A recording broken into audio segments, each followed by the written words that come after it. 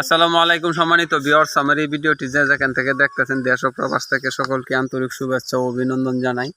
যে আমি কৃষি ভিডিওগুলো আপলোড করে থাকি, যে সবজি বা বিভিন্ন শস্য, এগুলার ভিডিওগুলো আমি আপনাদের মাঝে ধারণ করে থাকি।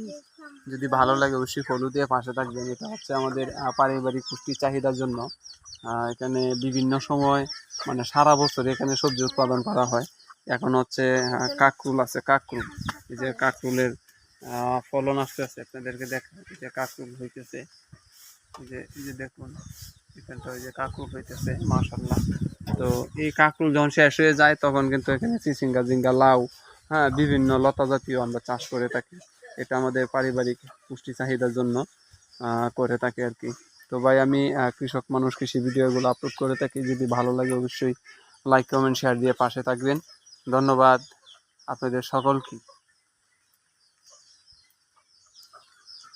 ধন্যবাদ আপনাদের